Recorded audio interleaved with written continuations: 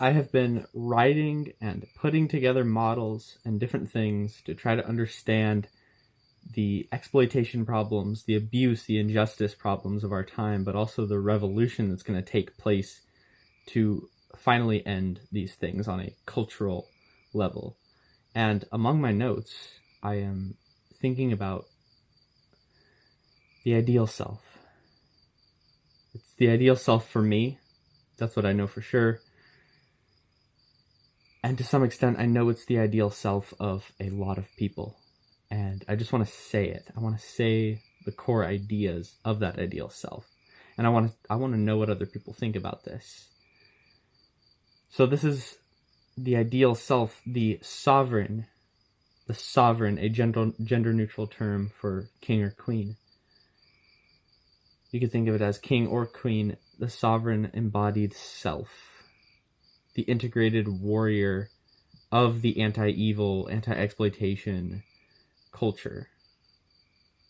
Because my last video was, this is no longer just a good cause to support, this is a culture at this point. And of course, a peaceful revolution. So the first thing is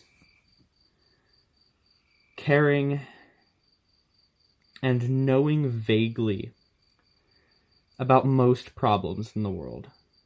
A general awareness. Because what I've discovered is that all problems matter. Just all of them. They all matter to some extent. I have reasoned with myself time and time again that maybe we should ignore certain problems in life and just try to focus on, I guess, higher level problems. Which kind of makes sense. I mean, it makes sense. Of course, you want to find like the root problems, but at the end of the day, different people in this world have different sensibilities, different ways of life, different values, strangely enough, and sadly enough. Every problem matters, and therefore, well, every problem matters. Think about that.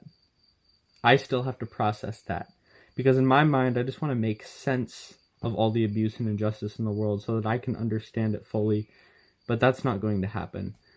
I have been journaling for days, trying to understand these things, just so I can have some peace of mind, just so I can feel like I know anything about shit, about fuck, about anything. But it's complicated and messy, and it's not going to come that easily. Every problem matters, and therefore everyone matters. And therefore every voice matters as well. This is a very inclusive, very, I suppose, egalitarian way of seeing things. And there's many different ways of seeing things. This is the first value, the first core principle of the embodied self, the integrated warrior. I've been experimenting with different kinds of language as well, just as I write and as I journal and as I try to understand things. Different good language like that, like the word warrior. Have you seen anyone else talking like how I'm talking right now? You see anyone else talking about these kinds of things in the way that I do?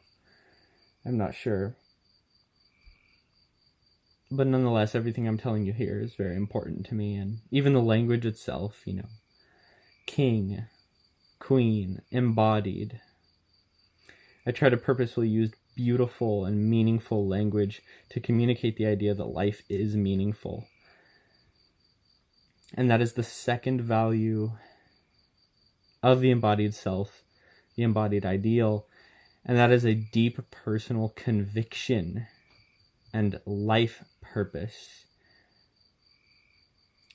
And also a devotion to it.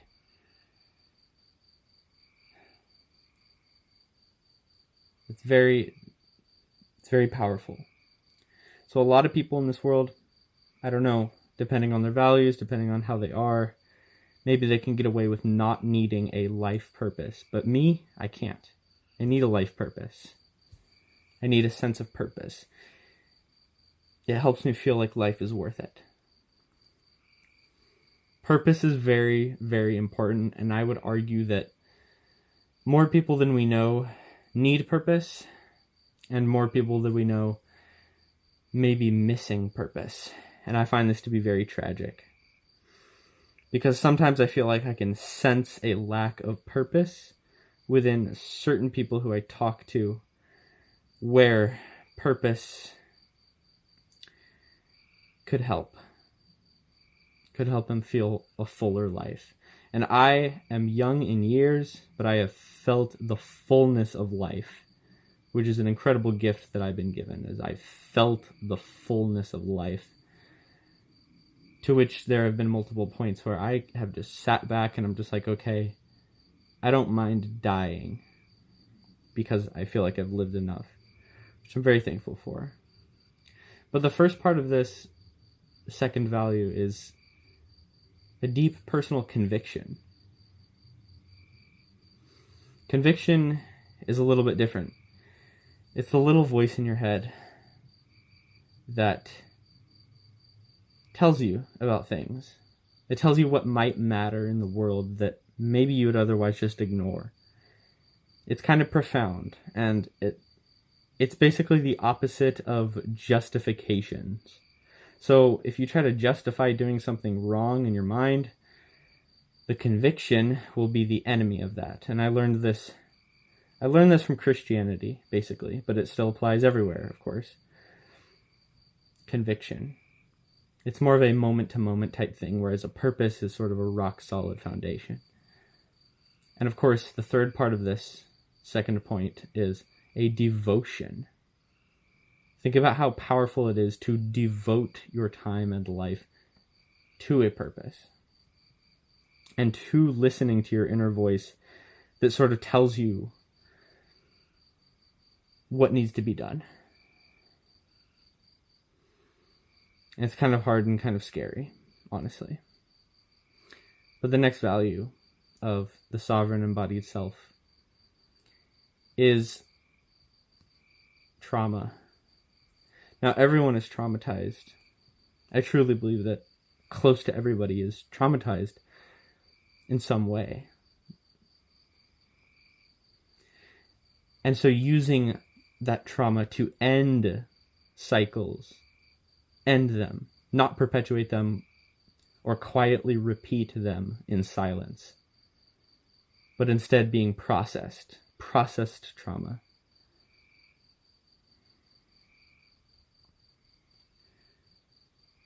Very powerful. I'll move on to the next one. I suppose I don't entirely... the point of this video wasn't necessarily to go into a whole lot of detail on them. It's just to let you know what I've been thinking about, what I care truly about. This video is meant to be shorter. So the fourth point of the embodied self is caring equally about true and virtuous and beautiful values, but also caring an equal part about their correlating challenges, the opposite of that value. I was thinking about foolishness, and I was like, well, what is foolishness? And then I was thinking, right, so it's not entirely correct, but I was thinking, well, maybe foolishness is just caring about a value, something beautiful, a technological innovation, a beautiful thing that happens in life, and then not caring about stopping what threatens that. I think that's a good way of looking at it. I was kind of proud of myself for thinking that. But it's true, isn't it? I mean, we live in a world where things are challenged, where there is fundamentally some kind of duality.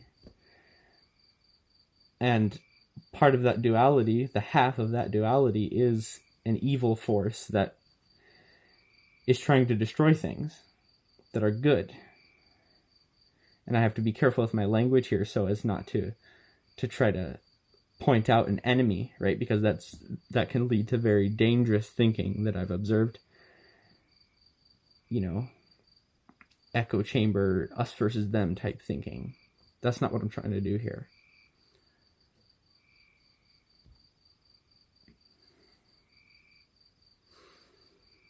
we have to care about both things. Because if you don't care about what threatens beautiful things, if you don't look that in the eye, I don't understand. I don't understand how you could care about the good thing. And so all of these values I try to embody. This is the ideal self. The ideal self. I need people to go alongside me. I need people to uplift me. And thankfully, there are a good amount of people who do. But I'm still searching. This is very hard.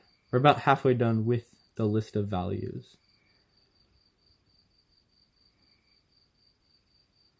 The fifth value is not partaking, not being any part in injustice on a local or a cultural level. I have set my mind and my will.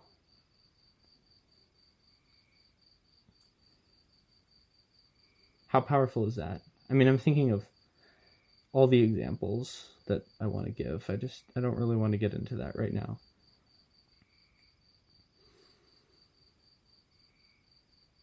But the way I see it is there's two dualities of society in a way, and there's multiple dualities, as I've said, but one of which is local communities, and the other, on the other side of that, is the worldwide community.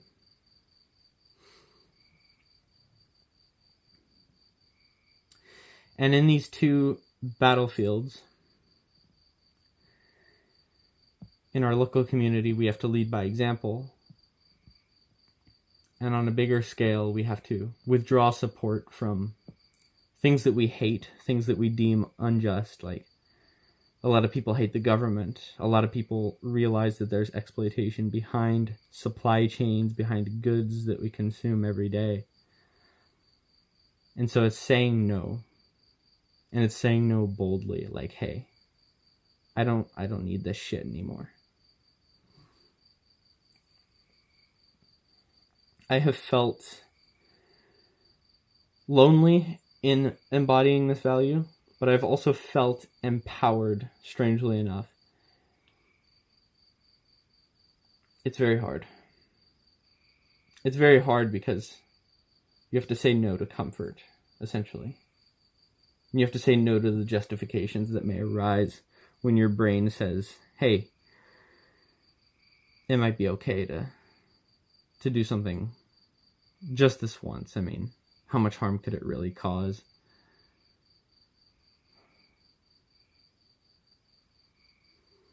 Nonetheless, that's okay. The next value is living by virtues and values always, consistently.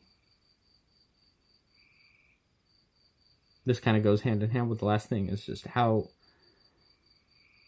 I mean, I've noticed so much moral inconsistency in life. And so now the goal, this one's more of just kind of like a slap in my face, just a splash of water in my face, just kind of like sort of cuts a conversation short, this value. Just living by virtues, but always, instead of when you'd like or when it's beneficial for you. I feel selfish to admit that this one is hard for me to embody.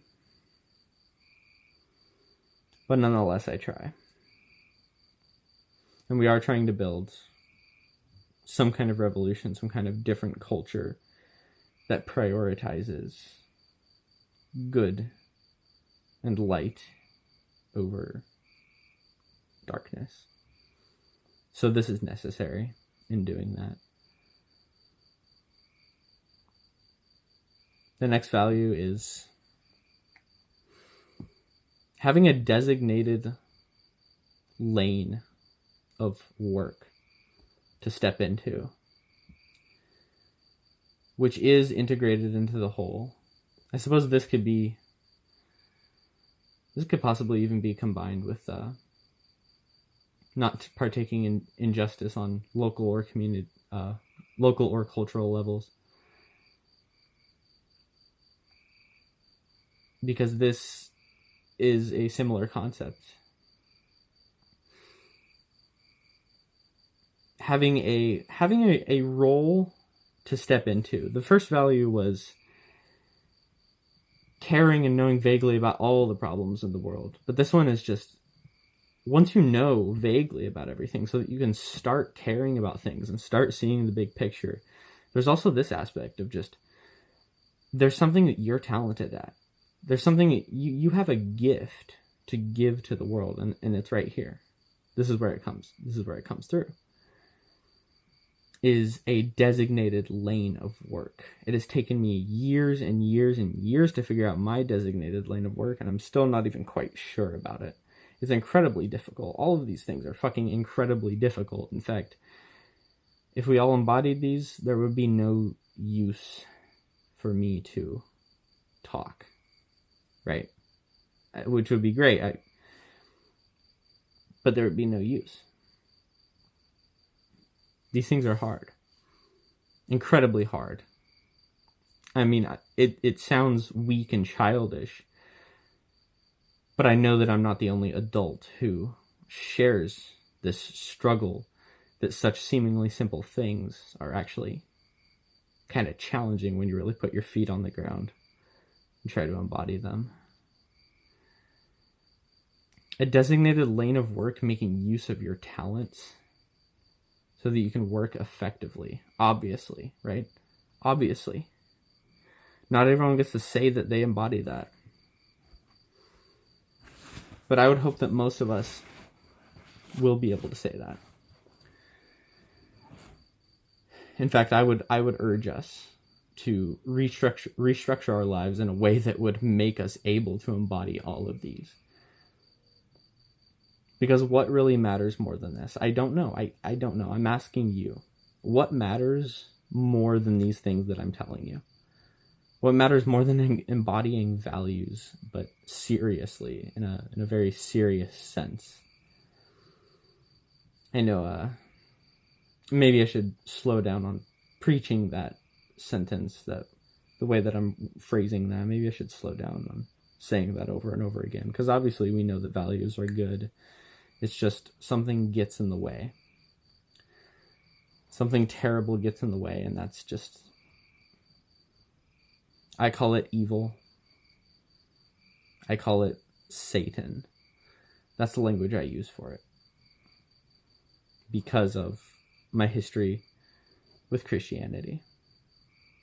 Right? But there's different ways to understand these things, of course. The designated lane of work fits into the wider whole. It fits into the wider culture. This is why a local community and a local self, the local side of that duality, is leading by example, putting into the world, being a beacon of inspiration. But if it doesn't integrate into the wider whole somehow, what's the fucking point? Because Albert Einstein said, our task is to free ourselves from the delusion that we're sort of just one person who experiences us and a couple people closest to us. Must free ourselves from that and include the entirety of nature in its whole, in its beauty, in our web of compassion. Paraphrased.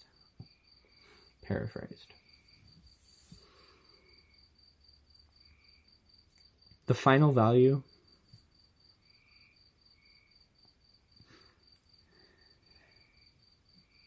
is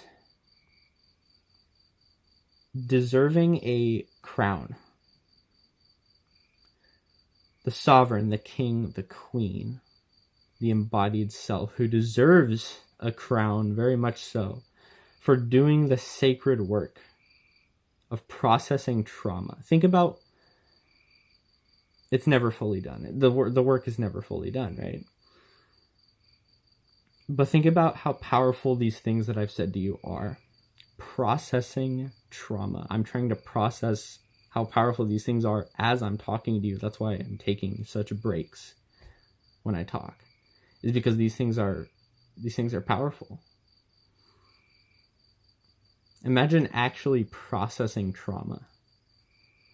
Like, I mean, I know I'm thinking about it in sort of a simplistic way, but this is how my brain understands things.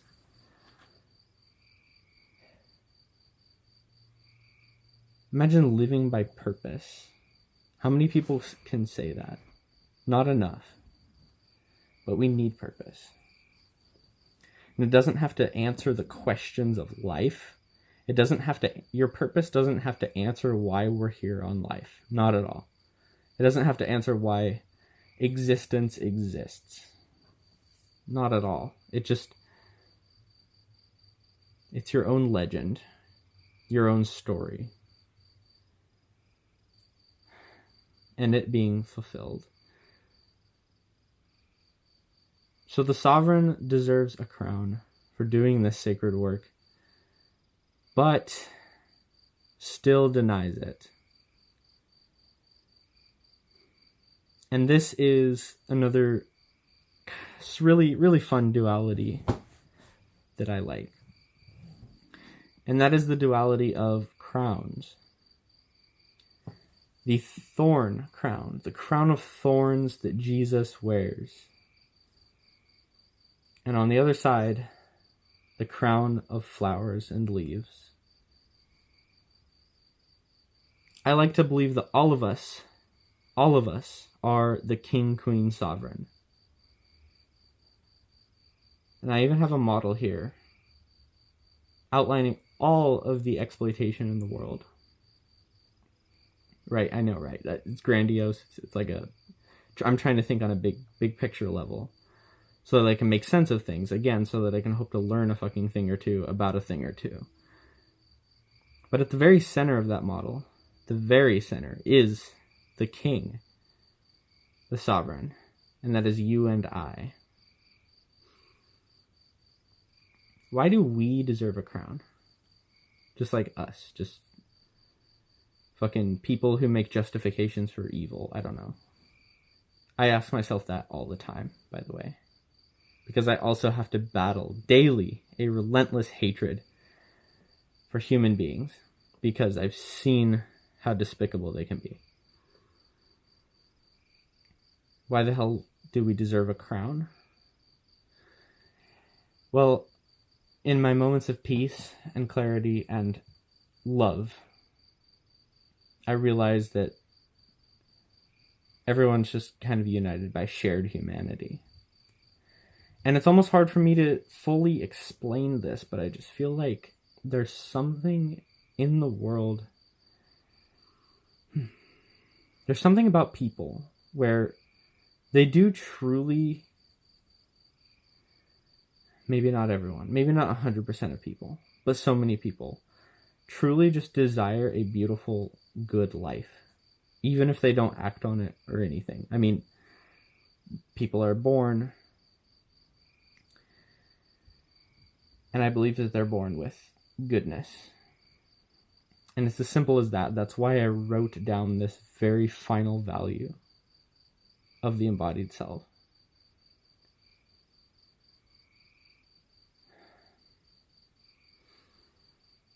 So this ideal person that we want to be would be someone finally at last deserving of the crown because you have suffered so much. Of course you deserve a crown. You've been through trauma. Of course you deserve a crown. Why the fuck wouldn't you deserve a fucking crown?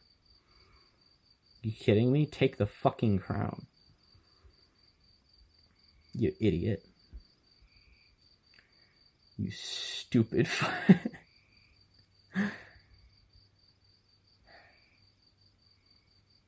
But of course, the person who deserves the crown would probably be like, no, I mean, I don't deserve a crown. What I'll do is I'll reject that crown. Thank you, though. But I have to wear this crown of thorns. And the crown of thorns is the burden that you have to carry to be able to handle all these things. Be able to encompass every other value. And this is just what I've sort of learned. This is what I'm hypothesizing. I'd love criticism on this, by the way. I don't believe anyone will watch this video.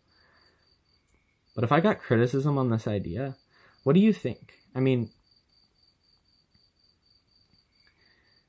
it's choosing to bear the weight of all these things. Because a quote I really like is, the price for freedom, like justice and all that stuff, it's eternal vigilance.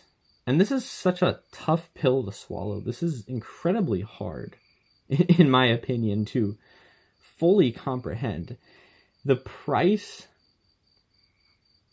for living by these values is mindfulness, especially if you don't have people to empower you in this kind of journey with right away. If you don't have people who are aligned, who are building a culture with you, again, this is why I'm making these videos, is because eventually we'll get to a point where we'll have like-minded people. And then we can just live in a society that's like truly empowering, at which point we won't have to be so fully conscious and fully suffering all the time, wearing that crown of thorns just to get anything done, just to embody any kind of value. I like to believe that maybe we can live without overthinking 24/7, because we'll just be in a good environment designed around goodness. I mean, it's kind of vague, and it's also kind of wishful thinking. But nonetheless, I'm ambitious anyways. I don't care, right? It's good to dream. And I'm going to dream, and I'm going to take a step above dreaming as well by talking, journaling, and of course acting on the values in public and private. So there's the duality of the thorns and the flowers. Of course you deserve a fucking flower crown.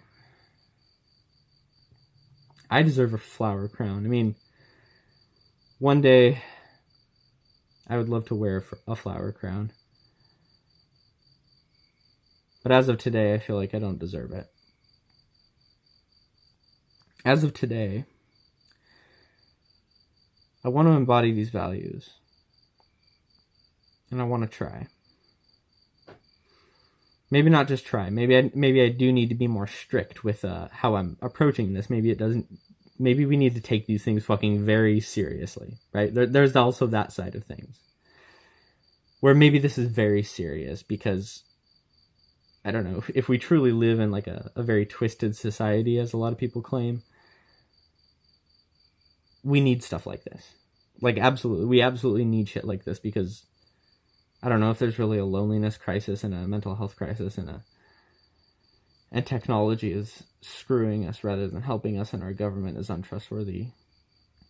Things have to change, obviously. Thank you for watching this video. We are building something amazing, and I need you. And we have to do this. It's as simple as that. Thank you for watching.